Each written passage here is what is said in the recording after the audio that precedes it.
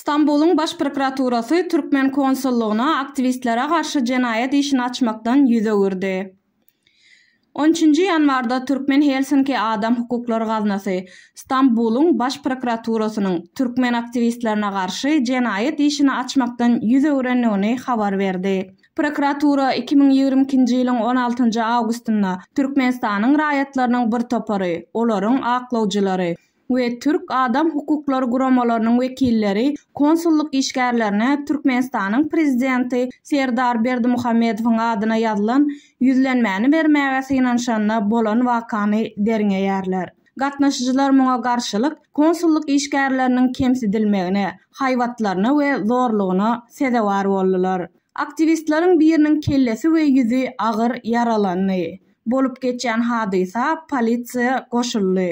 Ejer çekenler şol gün şikayet bilen prokuratura yüz tutdular. Şeýle hem prokuratura Türkmenistanyň konsullugy hem yüz tutdy. Ýakynda Stambul şäheriniň baş prokuraturasynyň terrorçylyk we guramaçylykly jenaýet derňew bürosynyň Türkmen konsullugynyň şikayetine garşy kararynyň bir nusgasy bize gelip gowuşdy. Türkmen aktivistleriniň bu iş boýunça Türk prokuraturasynyň ýagdaýy bilen tanışmagy peýdaly bolar diýip hasaplaýarys. Resminama görä derňew Özgür Der Türk Jemgyýetçilik guramasynyň wekili Mehmet Emin Kaçmada, Türkmen aktivistleri Atamurat Saparowa we Dursultan Taganowa garşy geçirildi. Güman edilýänler kanuny bozmak niýetiniň ýokdugyny we hiç hili jenaýet etmeýändikleri sebäpli bu aýyplamany red edýändiklerini ma'lum etdiler. Kararda konsulluk işgärleriniň kanuny hereketlerine garşylyk bilen baglanşykly derňewi geçirilendigini aýdylýar.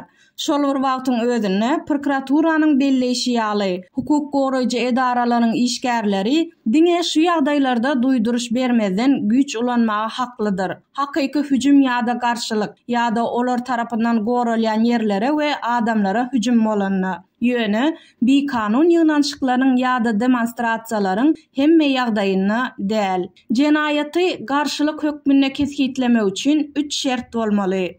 Bir kanun ýörüşe ýa-da demonstrasiýa gatnaşmak, onu besetmek üçin buýrugyň bolmagy we bir kanun hereketiň zorlukly basylmagy. Ýörüşe gatnaşmagyň özü jazalandyrylmaýar. Ýöne ýetiýarly edaranyň onu besetmek baradaky buýrugyny ýerine ýetirmezlik jazalandyrylýar. Prokuratura ýörüş ýa-da ýygnançyk ilki başdan bir kanun bolup biler ýa-da soň bir kanun bolup biler.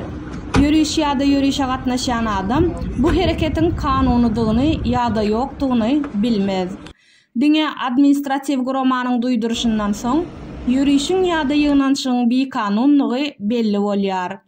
Eger gatnaşyjy bu duýduruşdan soň hereketini dowam etdirse, bu hereket jenaýetdir diýip belleýär. Prokuratura ýokarda agzalanlary göz tutup, güman edilýänleriň hereketlerini, güman edilýän jenaýetiň elementleriniň bardygyna inanmaga hiç hili esasyň ýokdugyny, şonuň üçin 16 awgustda bolan waka bilen baglanşykly kaziýet jogapkärçiligine çekilmäge hiç hili esasyň ýokdugyny aýtdy.